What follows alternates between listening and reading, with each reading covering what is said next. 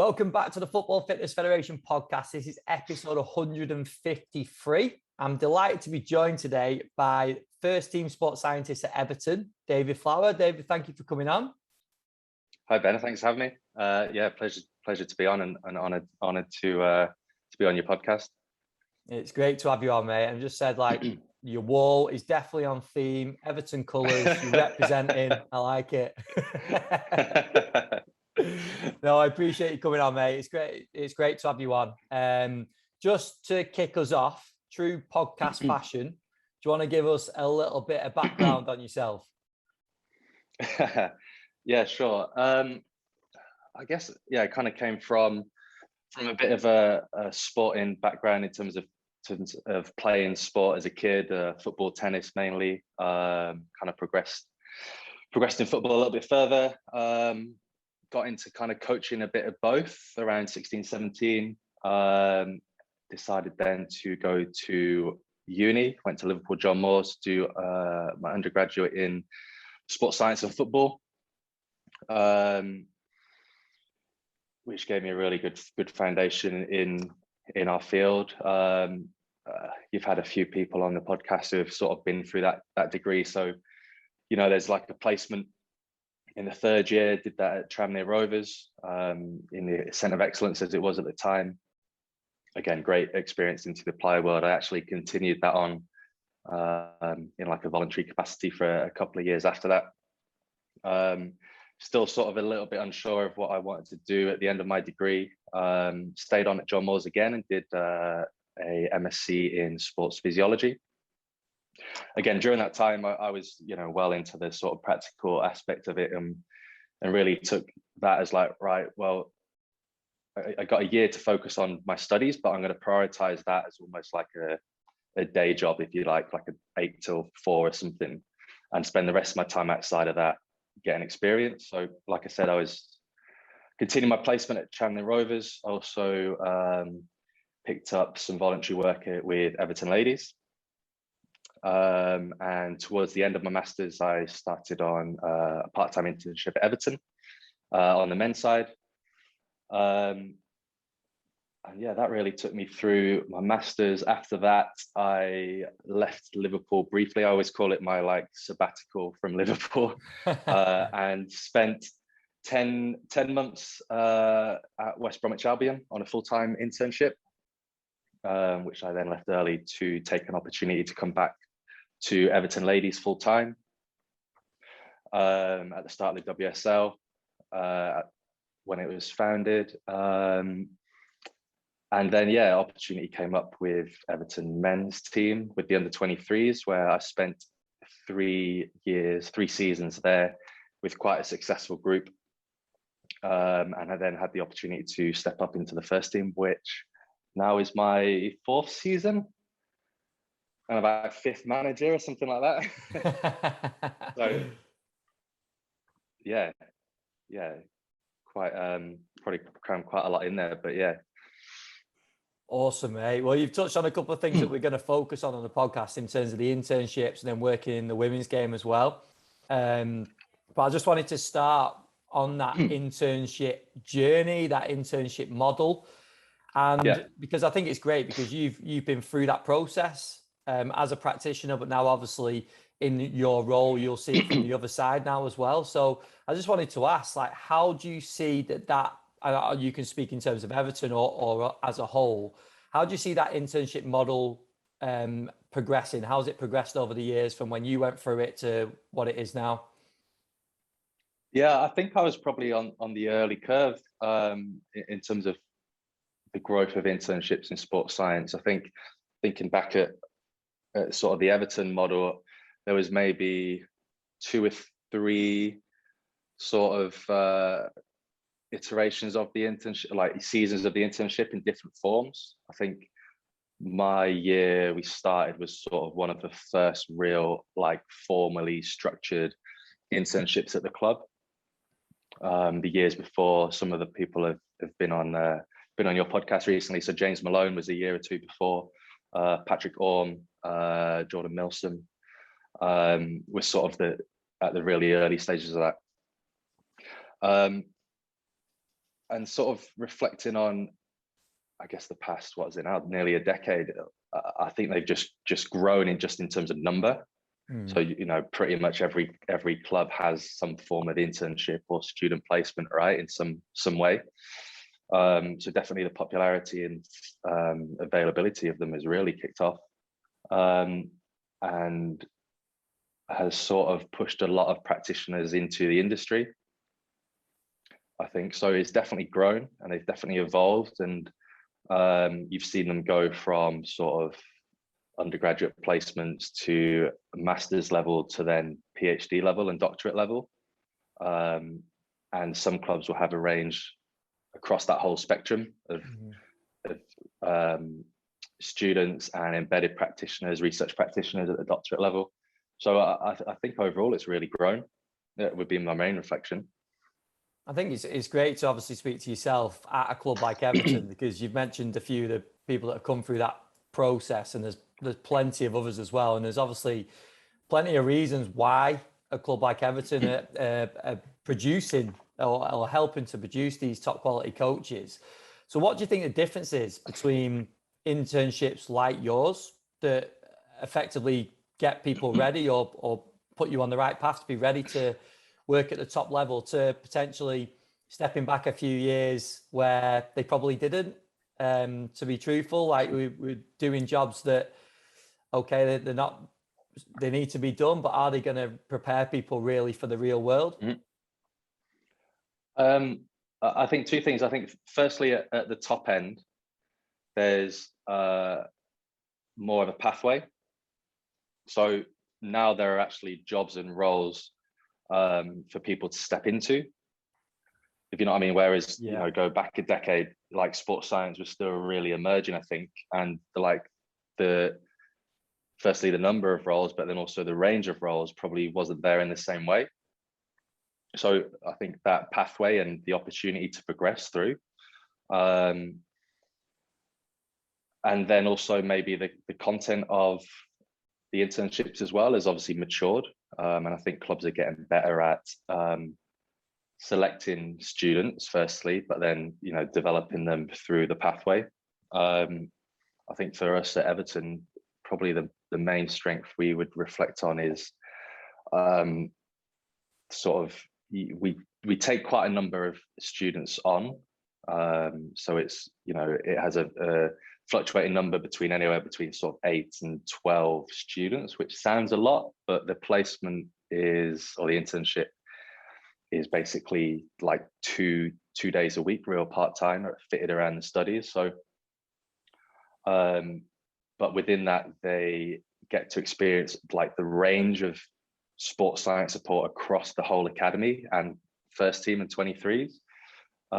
So they will do obviously testing, fitness testing, warm-ups, physical conditioning sessions on the pitch. They'll also do some performance analysis and nutritional support. So they really get to sample the whole range of like sports science, applied sports science that we kind of do. And what you typically see that across the season, the early part is them just getting used to the environment, getting used to the tasks and the activities that they're engaging in. And then as we get through sort of the winter months and past Christmas, they start to like find their area and their area of interest. So I think for us, that's been a really good, almost like a natural filter, in that they get to sample in, the whole range of sports science. And then through the course of the internship, they kind of get to shape it to suit them really. And then we also have the opportunity to stay on for an additional year as like a second year intern. The hours go up, the pay goes up, level of responsibility goes up. So that's like a nice progression within our internship structure. Yeah, and I think that is on feedback from other clubs as well. That seems to be the more successful sort of internship models. Like that is why, isn't it, that they get such a broad spectrum of experience that they can carry over. And it's not to say that we shouldn't be doing certain tasks and things that internships have been known for. And I'm sure people will know what I'm getting at with that. But at the same time, we've got to come out with something, haven't we? We've got to come out with some sort of experience that puts you in a better position. Yeah, definitely. I also have to say that we're obviously linked to John Moores University. So world-class sports science degrees and support there. So we are lucky in that we're selecting from a good pool of students, and they get a really good academic grounding as well. Yeah. But you're right, that practical experience and, like you say, something tangible to kind of move on in your career with is definitely important. Yeah. Yeah, I was going to ask about standing out as well, because in terms of an internship, not only being on the internship and having the right attributes and I suppose attitude towards what they're doing, but you've talked about the amount of interns that go into the process at Everton, and I'm sure there's probably hundreds, if not thousands or more, that will actually want to go into it. So initially, what makes people stand out for you to consider them to go into the internship? And then also, once they're onto it, what are the sort of standout things that you see that makes you sort of take notice? Yeah, I mean, having been around sort of some of the selection process, it's mainly driven by Martin Littlewood of John Moores and John McEwen, our head of Academy Sports Science. But I've sort of been around the process for a number of years and also have obviously done it. The key thing, obviously, from the university's perspective, they'll do a lot of the initial filtering. So someone like Martin will know our internship, having been involved in it for a number of time, and then also knows the students. So we'll kind of be able to filter out the ones he thinks are suitable or not suitable for it. So that's massively useful for us. Then once it gets to sort of the CV and interview stage with us, really the key standout is some sort of relevant practical experience, very simply. And I think that demonstrates a couple of things. Firstly, some level of coaching or practical skills, which will translate, but also some level of initiative and, kind of proactiveness, really, to have gone out and got some experience, which are probably some of the key traits we're looking for during the internship. Yeah. And it's probably been said before by a number of your guests on the podcast, but it probably can't be repeated enough. Ultimately, we're just looking for basic personality traits of being a good person, of being polite, punctual, presentable, reliable. And if you can nail that,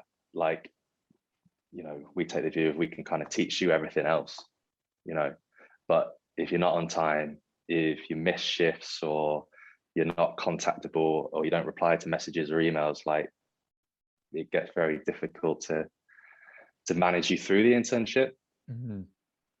And that sounds quite simple, but society as a whole, not everyone fits into that category, do they? So I think it's a great point, because they're all skills that you need to sort of combat to take forward, don't you? Yeah, and for sure. I think two thoughts on that really is one is, well, if you're not all of those things, then are you going to take on board what we're telling you and the opportunities and experiences we're giving you? Yeah. But then secondly, for me, I was trying to think about this a little bit more before, and for me, it kind of ultimately comes down to trust, right? So as you know, in football, stuff rolls downhill. If the manager's upset about something, his assistant's upset about something. If he's upset about something, then the head physio is upset about something. If he's upset about something, then he's on to me or whatever, right? Yeah. And as a practitioner, at times you'll preempt that the other way. So you're like, oh, okay, if I mess this up, then he'll be upset, and then that'll get up, the manager will be pissed off me or whatever, right? So if I'm, if we're managing an internship or a gym session or some activity which the intern's involved, on some level, I'm kind of putting myself out there a little bit. Yeah. Especially from my role now of coming into the first team, obviously, the environment's a little bit different in the academy, and the coaches and staff, accept that students are on a placement and they're learning and developing as, the same way the players are. But the first team, the environment's a little bit different. Mm-hmm. So if you're coming up as an intern into the first team, there are slightly different expectations. And if you're wanting to get involved in a gym session or a warm up or assist on the pitch with something, well, then I have to trust you to do certain things, right? Or not do certain things, as it may be. Because, you know, on one level, like my neck can be on the line. I have to sort of vouch for you. Yeah. So I think that was an aspect that, again, reflecting on my experience as an intern, I think I developed trust and respect from the people I was working with and ultimately like helping. Like, I think you also have to provide value to that person you're assisting, really, whether it's in the academy or a first team sports scientist. Like, you have to build a relationship and trust, and also give them value for them to invest back into you. Yeah, it's got to be that two-way thing, hasn't it? Because, like you say, and that's, I suppose, why the selection process is interesting. Because you mentioned the sort of numbers that are involved in it, and I've said, like, there's going to be a lot more people that want to go through that process, but that aren't hitting those standards. So it's really important to consider, isn't it? Yeah, man, and sometimes, like, we've had a couple of years where we've got it quite wrong. Yeah. And interns have dropped out through the process because they just haven't been suitable. Or, you know, out of a group of 10, like 8 of them weren't what we thought they were, and haven't sort of been able to deliver on the program in the way we thought they would. So you're absolutely right. Like, that recruitment now is really important and gets harder with the amount of sports science students and stuff. So yeah, no, definitely. Before we move on, I've got to ask, I hear there might have been a little story around your internship about a sports hall and sleeping or staying in a sports hall or gymnasium. Is this right? I'm not sure what you're getting at. I'm guessing. A little birdie might have it's... told me that this is a potential sacrifice that you might have made on your internship journey, that you had to you slept somewhere and got a cheap accommodation on your internship. Oh, okay. Yeah. So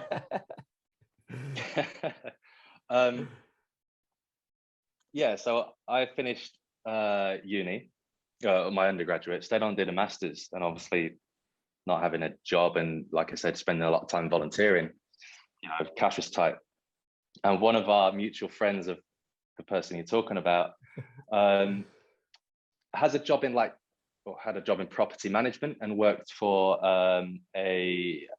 what's the best way, like a property guardian company. So one of these things where if you have a property that's vacant, you can obviously pay a lot of money and have it to keep it secure. You can board it up, doesn't look good if you're trying to sell it.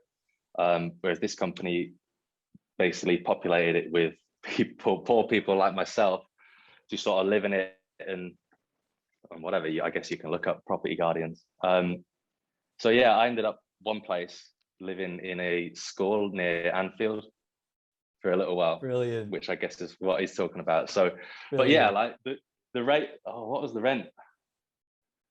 I don't even know, like 100 or 150 quid a month or something, like next to nothing. I probably couldn't have got through. I actually lived in one during my time at West Brom as well, and I probably couldn't have got through that phase without that option. Super. But this is the thing, isn't it? The reason why I asked was, obviously I thought it was brilliant when I heard it, but also it's the sort of sacrifice that you got to make, isn't it? Like, when you're talking about doing these hours, and essentially 3 hours, if not very lowly paid work, like, these are the sort of things that you got to do. And I'm sure there was a lot of great life experiences at that time as well. But it's just, I thought it was quite a nice lesson for people to hear from yourself, being in your role now, that, like, it isn't, you've got to graft, you've got to make these sacrifices to get to that level. Yeah, definitely.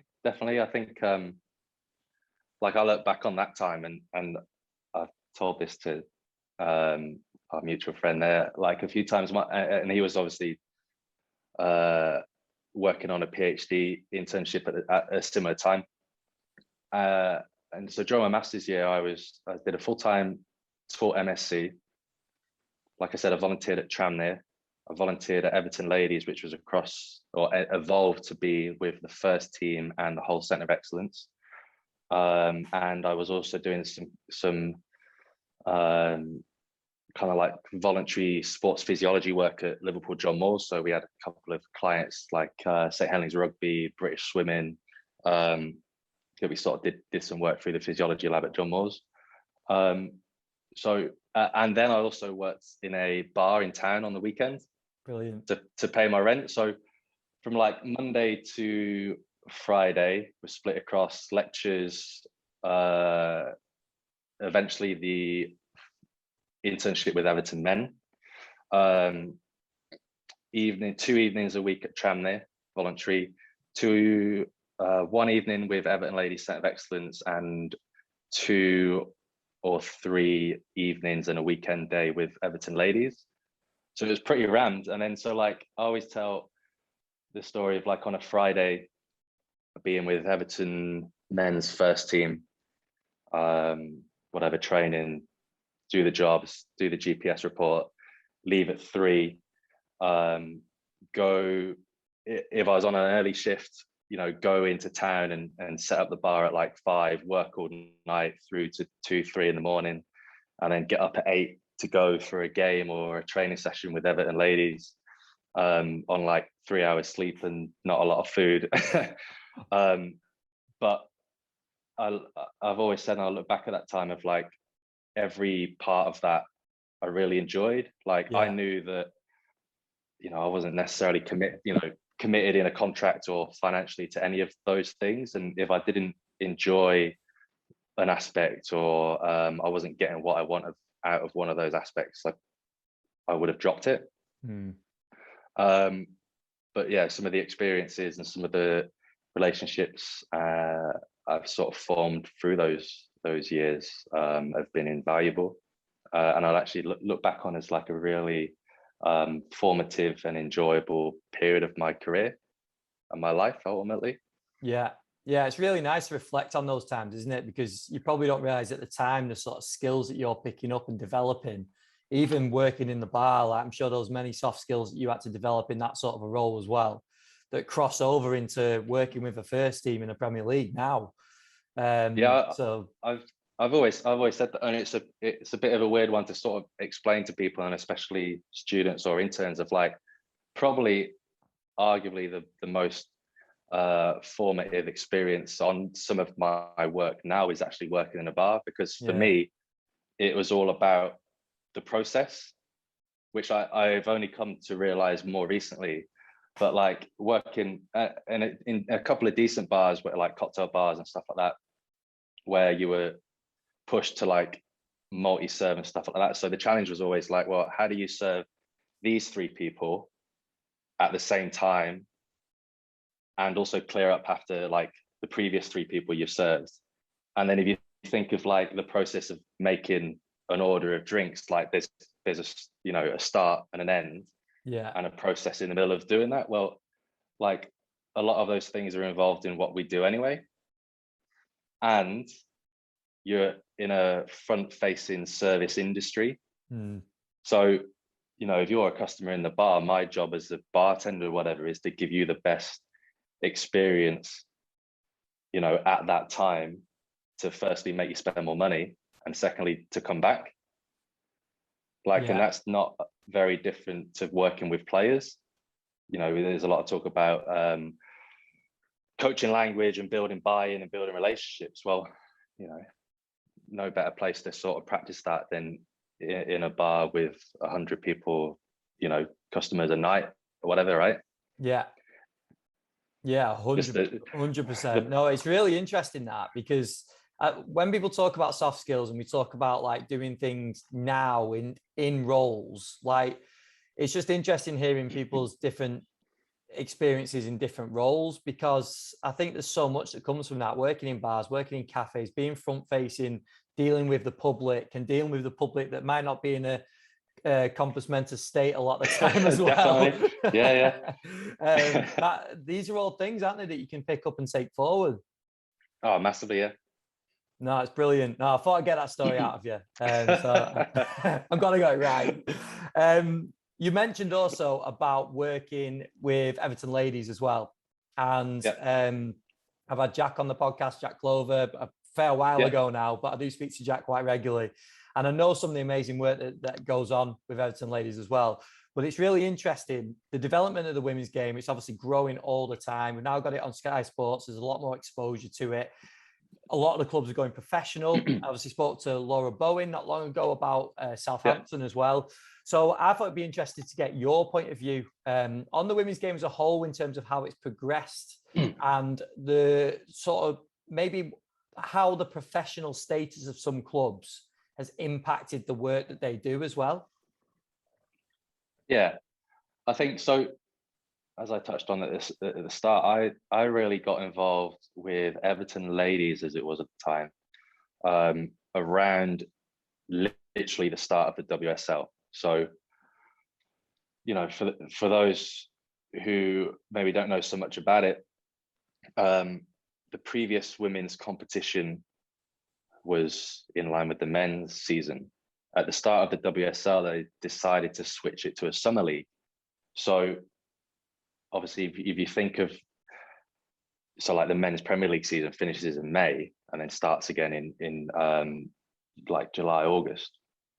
Well, because they were switching to a summer league, they finished in May and were then starting in January or February. So there was a massive gap, which gave them, you know, obviously time to train and stuff, and they obviously filled the time, but they're also looking for more help. So Mo Marley, who's the coach or the manager of Everton ladies at the time, reached out to a few people. One of them was Barry Just, who was I think maybe the connection through the FA, I'm not entirely sure, but Barry was my tutor of the science of football. He's a program leader of science of football, but was also my academic tutor at the time. Mentioned it to me, and yeah, basically went and met Mo and Andy Spence, and kind of kicked off from there. They later told me that they met with me, and that whether I was good, bad, or indifferent, they were taking me no matter what. I thought I did really well. I obviously went and met them, basically like an interview. And then Mo was joking later on that, well, we were taking you no matter what because you're the only person who contacted us. But yeah, really, that, I mean, I'm trying to think about it now. That really started as they were basically looking for someone to do 20 minutes worth of physical conditioning work, broadly like core stability work, S&C kind of stuff, right? So went in, watched for a few sessions, got an idea of what they were doing, what they wanted, started putting on these, you know, like core sessions. Really, I didn't really have much of an idea of what I was supposed to be doing, or even what a good like core program session looks like, right? But you know, was straight in at the deep end, and at that time, Everton women had like five or six full England internationals, had played in the Champions League the season before, had won the FA Cup a season or two before that, and were arguably, you know, the best or the second best with Arsenal kind of team in the country. So there was a bit of a moment of going, okay, there's Rachel Williams, England goalkeeper, Rachel Brown, England goalkeeper, Farrah Williams, you know, England captain, whatever, Jill Scott, stuff like that. I go, okay, well, yeah, better not mess this up. But I sort of stuck around long enough, and like, you know, coming back to your point on the internship, like I had a 20-minute window at the start of the end of the session, you know, which you could go and deliver and then get off, right? But obviously I got there early, stuck around, if it was before the session, stuck around after the session, you know, picked up cones, served balls in, whatever, was just there to help. And obviously naturally that role grew, you know, and before you know it, I'm taking warm-ups, I'm playing in the sessions, or I'm assisting in the sessions, taking passing drills or whatever, and really kind of just grew a role for myself and kind of created a role for myself where I was basically in a voluntary capacity, like, the sports scientist for the team. Yeah. So quite lucky in terms of timing, in some regards, right place, right time.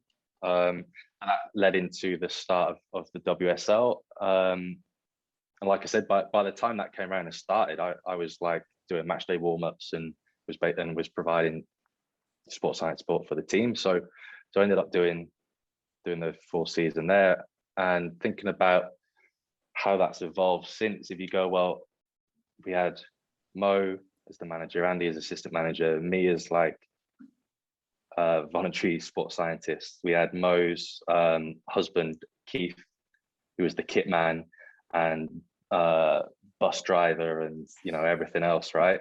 And that was pretty much it. And it was just a team of volunteers around it, which were primarily friends and family of Mo and Andy. Contrast that to now, Everton Women has its own member on the executive board of Everton.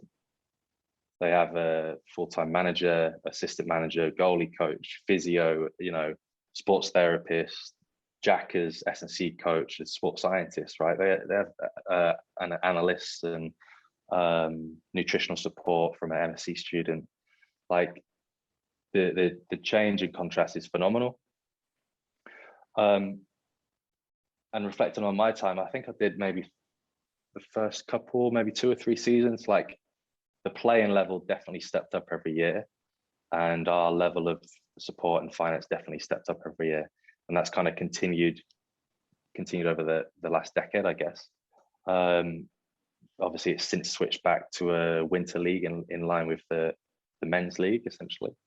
So it's changed dramatically, but I think overall it's changed for the better. And like you said right at the start, the exposure and the funding, from media outlets like Sky, the FA, the FA, the women's WSL, has been incredible to see, really. And I think that investment and support has really allowed opportunities for clubs, firstly, to go full time, but then also hire support staff to facilitate all of that, right? Yeah, you mentioned, didn't you, that growth in staff, like that's going to have created more opportunities, but also going forward, there's probably going to be even more, isn't there? Because more clubs are going to go professional, and there's going to be more opportunities that come up as well. Yeah, definitely. And I think, obviously, I had a really positive experience myself, but I think that's an avenue for students and young practitioners to really go into and explore and get experience and progress into the women's game. That was a reflection for me. At one stage, I was sort of working in both men's and women's football. And as I got towards the end of my internship at West Brom, I was sort of in my head at a bit of a crossroads of, well, do I continue down the men's path? I've sort of done the women's part.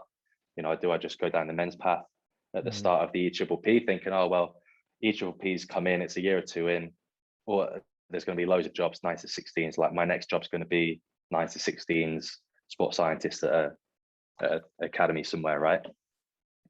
And then I got this offer to come back to Everton Ladies and go, well, maybe I can take this path and make a name for myself in an area which is less populated. I think within the women's game, you have the opportunity to kind of specialize in that game, in that area, which you might not have the same opportunity to do in the men's game. Yeah, no, definitely. And the other thing that's interesting, I know at Everton, is that the women's team and the men's team are very closely linked, and it is very much like a one club culture, isn't it, at the club? And I know elsewhere, like this, whether it looks like it from the outside, but a lot of clubs that doesn't happen. You hear of women's teams getting kicked off training grounds at certain times and things like that, not mentioning names of clubs, but like this sort of thing happens, doesn't it? And it just doesn't seem the case at Everton. It seems like it's very much a one club culture. Yeah, I mean, the ones you touched on, there's been a couple of examples, in the press recently, which it is right that there's been light shed onto it. But yeah, our approach at Everton is definitely been that. It's something that, to be honest, has been worked on, and there's key people who have worked really hard to lay the foundations for us to get where we are. Andy Spence, the previous manager, probably being the main one, obviously building on the foundations of the legacy of Mo Marley previously. Like the support from the club, the men's side, going back to the early days with Mo was always really good, but it was always, up to a point.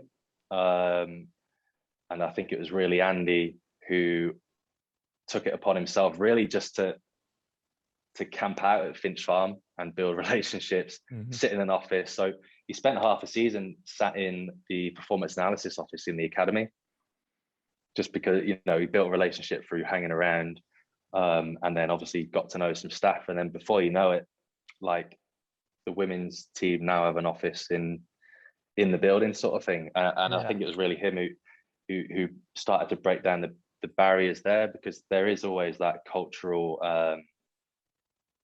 insecurity, really.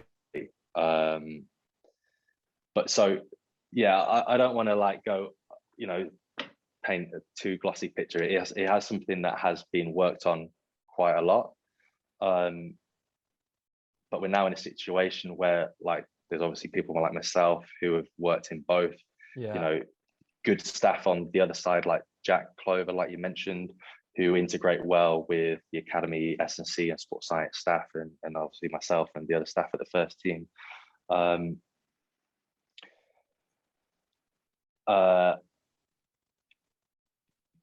then also the support higher up at the club to fund the women's side, and to also really provide the organizational support for certain things that happen, such as pitch access, building access, and to push them up the priority and for those things. Previously, again, this isn't a criticism or anything, it was just sort of how it was. When I first started with Everton, we would train on the indoor AstroTurf at Finch Farm at 9 in the evening, or 8 in the evening, waiting for the under 10s to get off. Yeah. Right. That was just how it was. That was just, partly because the players were part-time and had worked in a day, so the only time we could train was in the evening. And then when certain facilities are free was at that time. So to see them now being supported by the club, where they train on the grass pitches, down in the academy, and have what is now basically known as the women's pitch, because they train on that every day. They now essentially have their own building, which will hopefully soon be renovated to give them bespoke facilities within that building in the training ground.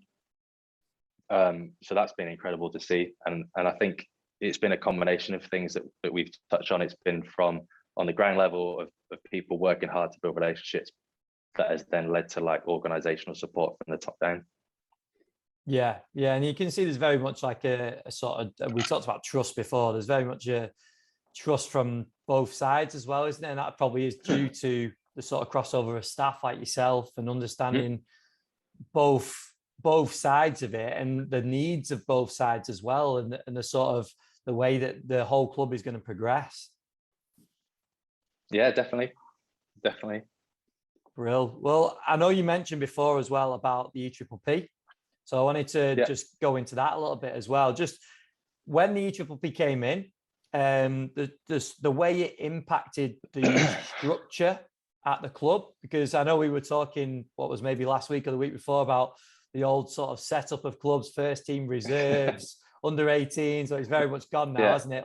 It's changed. So what was the sort of the how things were impacted by the introduction of the EPPP? I feel really old now. We've just reflecting back on milestones of the start of the women's league and EPPP. These things are 10 years old now. Back when football was invented. I know, right? We're not that old.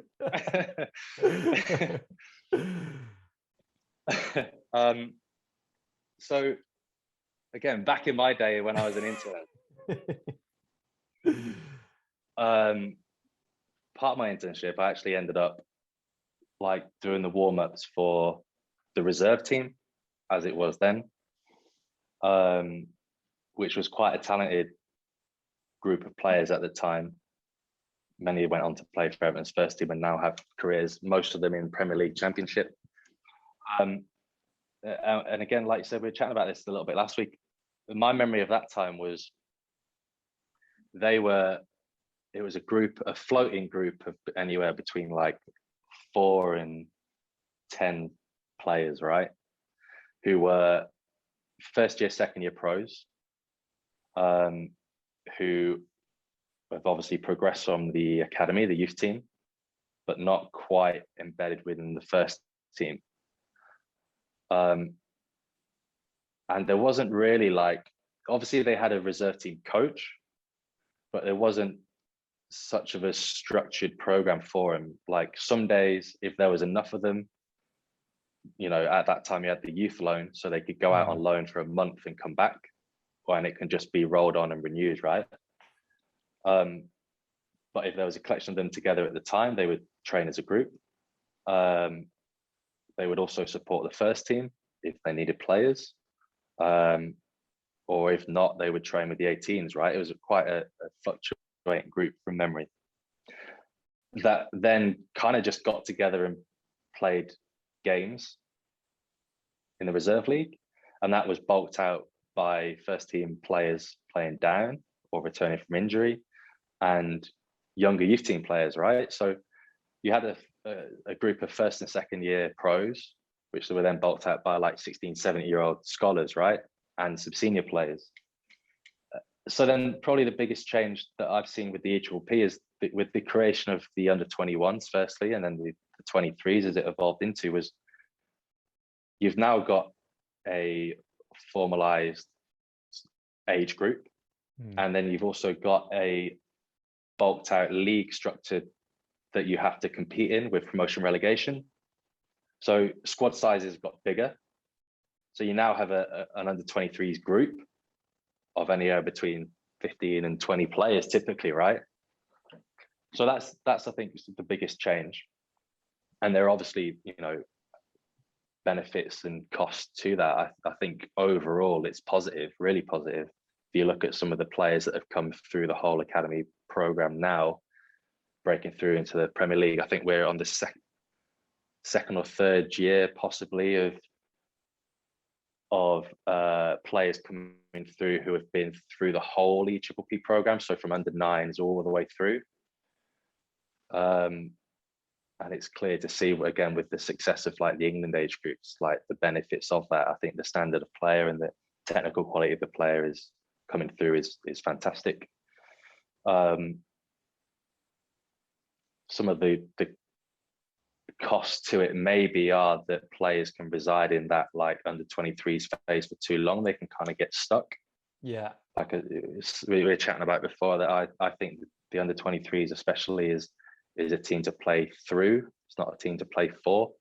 And I think clubs have sort of, with the EPP, have kind of been on a cycle of like reserve team, and that group kind of going from a reserve team with quite a clear role of getting players into the first team to then becoming like a squad and an academy team. You look across the Premier League 2 as it is now and see a variety of approaches of some clubs having like a really young team at under 23s level, other clubs having like an older group, and you obviously get within that cycles of players progressing through, right? Yeah. No, I was going to say as well on that, it's good to get your opinion on it for the role of that squad as well, because I know obviously you were involved in the 23s directly, and then now first team as well. So how that maybe, are there any differences that you sort of see now from being involved with the first team full time to being with the 23s full time, or does it still feel the same in terms of that you play through it? Yeah, I think that reflection at the end is still true. I think my reflection of moving between the two is a bit of perspective, in that having worked in academy and 23s, in it looking up at the first team, I think you do get kind of caught in your bubble a little bit of going, well, this player or these players are really good and can play in the first team. They just need their opportunity to get through. They're ready. They're good enough. And then that's, progressed into the first team, and that perspective changed of then looking first team down. I was like, oh, okay, yeah, there are levels here. And the levels may be a little bit higher than I thought it was. I can see now, being in this environment every day and seeing these young players step in, that maybe the gap's a little bit bigger than I thought it was. But it still ultimately comes down to opportunity, I think, and development and progression and management of those two things. Yeah, no, definitely. No, it's just interesting to get your views on that, because I know we've had a few coaches on before that work in that under 23s role. And with it being relatively new, it's just interesting to hear different views on it. I was just going to finish up just before we go into the quick fire, just talking around supporting the development of staff as well. So I know there'll be a lot of staff at Everton, and this sort of ties in nicely with what we spoke about at the start with the internship as well. But your approach to developing staff and obviously giving them the right experiences, education, to whether it is progress at the club or move into other roles elsewhere in the Premier League, Football League, whatever it is.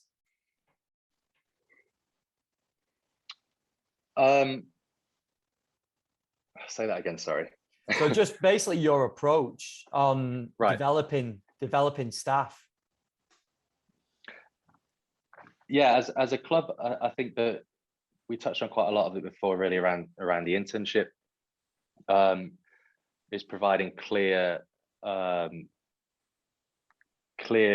roles and kind of tasks, and then the feedback support in that. I think specifically around the internship, I think that's something we've done, and certainly John McEwen does quite well, is real clarity of role and purpose, and feedback on tasks and things like that along the way.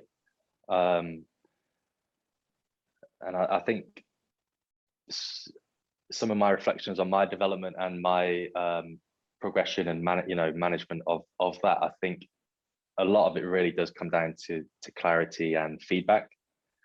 Like, I think, as we touched on, like younger players moving through into like the first team, like your role in the academy is quite clear. It's to progress in the next age group. As you get to the 23s and that first team phase as a young player, like it gets a little bit less clear. And your situation isn't as stable. And I think that can be true of staff at times as well. Certainly if you were to progress through an organization, like we touched on, like I think your early roles are quite clear and well defined, and then as you maybe progress, that can change. And then also I think once you get into first team level and you experience a few managerial changes or organizational change at that level, well then that's normally a trigger that throws a lot of that stuff into a bit more ambiguity. You have a role manager change, you then brings in new staff. Some of those staff do stuff that maybe you or other staff did. So then you're like, well, okay, well, I'm not doing that anymore. Yeah. What do I do now? So my reflection really has been like, clarity is key on those things, right? Because no one ever has that discussion with you, do they?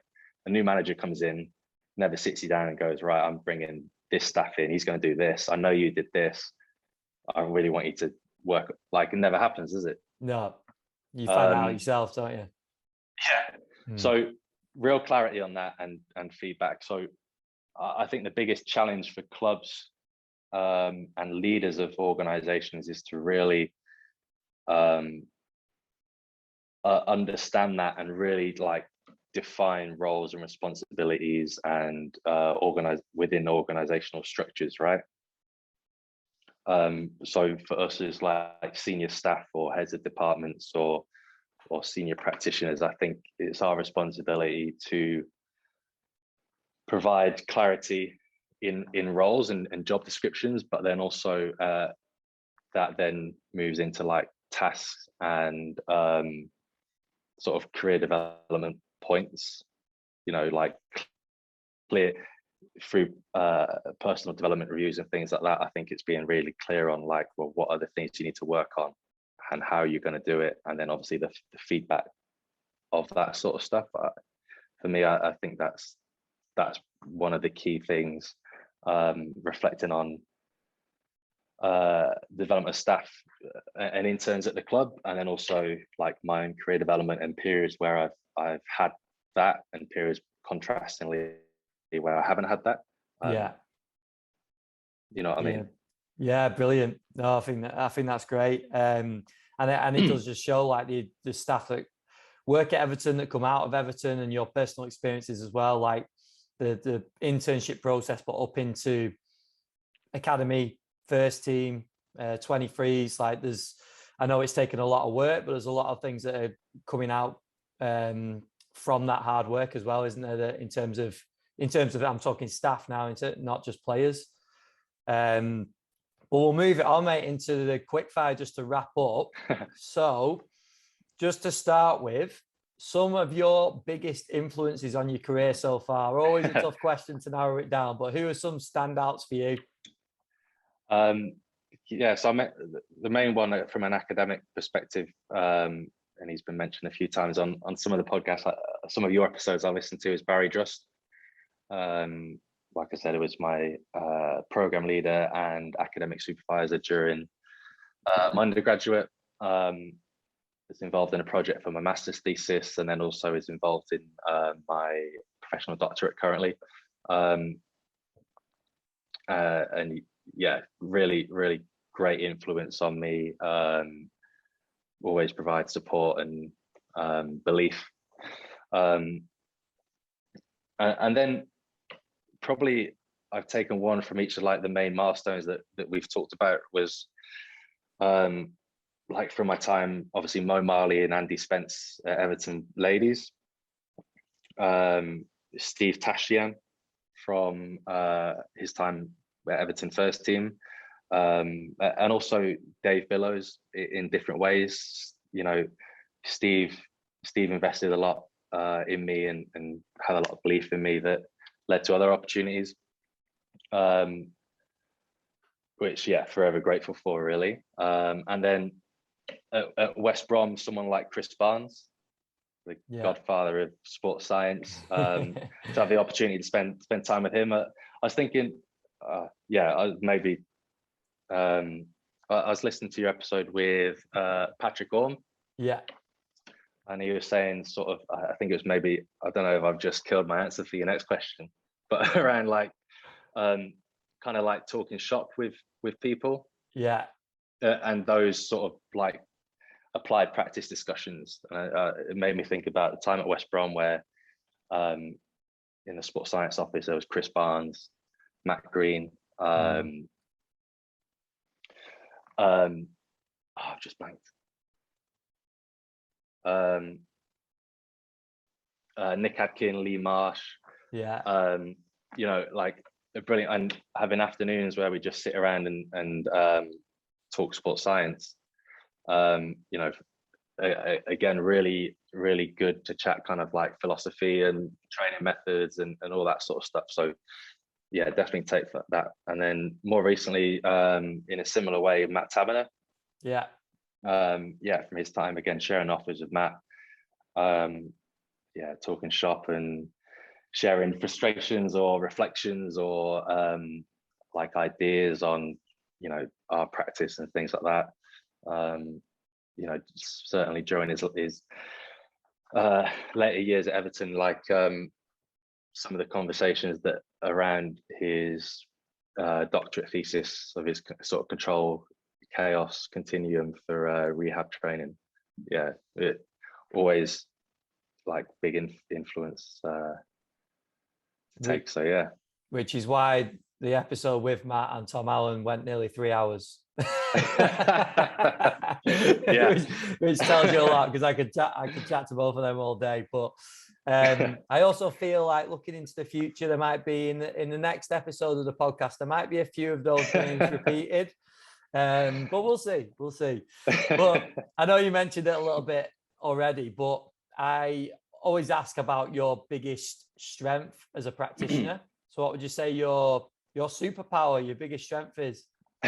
This is always a hard question, and to avoid the cliches, maybe. Yeah, I think something, again, thinking a bit more about this, like, and maybe it's something that I've sort of developed a little bit more, or has become clearer through like my doctorate study. It's sort of like an ability to kind of zoom out and think about like the systems and processes a bit more. Yeah. Which is something I've, like, I guess the doctorate's been an outlet for me to kind of gravitate towards that, but that's something that I've always kind of like been able to do on some level, and I'm, you know, still trying to kind of refine it, but an ability to like zoom out and see the bigger picture and think about like the system and the processes of the things we're doing rather than just what we're doing, if you know what I mean. Yeah, 100%. Yeah, I think I spoke to Liam Anderson when Liam did his episode. Yeah. That was about sort of reflecting, and I think it's really important, isn't it, to do that? And it's probably not done enough, arguably, especially with certain people. So I think that's a really important point. And just finally, mate, I always ask about CPD. And I know you might have touched on it a little bit already, but with this one, I always say I don't necessarily mean courses, I don't necessarily mean qualifications, but I just mean for you as a practitioner, how are you continually learning and testing yourself? Like, what sort of things are you doing? Is it podcasts, is it articles, or is it getting out to see people? And what's your approach? Yeah, without dodging the question, it's really generally a mixture of all of them. I think a big step for me has been engaging in a professional doctorate and kind of coming towards the end of that now. That's been a big learning experience for sure. I know that's maybe not an opportunity for everyone, but then on like more day-to-day, definitely podcasts and events, you know, the sort of resources you put on alongside other people of podcasts and networking events, I think it's fantastic, and are really easy to engage with opportunities for CPD, and again gives you a lot of different avenues, I think, to take from, and then again to steal Patrick's answer of like networking and relationships and talking shop with people, really, right? Yeah. And especially I think conferences and stuff like that are good. I'm sure most people will say the conversations you have that are a bit more informal and maybe involve a beverage of some description in and around events, right, are equally and sometimes more so more valuable in some ways, right? Yeah, definitely. Definitely, and there'll be a few stories to go with those times as well at certain conferences too. Well, David, no, this has been quality, mate. It's been great to chat. After the things we went through on the call, I think we've pretty much covered everything, and I think there's some good stuff in there. So I really appreciate you coming on. Just finally, if people want to follow you, if they want to reach out, drop you a message, where would you direct them? Yeah, so LinkedIn is probably a good one. I'm sure, as you'll say, I'm not the most responsive on messages, but I'll get there eventually. Twitter, I am on. I've always sort of dabbled without really putting a lot of stuff out, but yeah, as to reach out and message or direct messages, I think I'm _David Flower. You are. I checked. You are. Yeah. Thanks for that. Yeah, they're probably the most two direct routes. So yeah. Perfect, mate. Well, I really appreciate you coming on and giving up the time. It's been great to chat, and I wish you all the best for the rest of the season. Yeah, my pleasure. Enjoyed it. Honoured to be on. So thank you very much.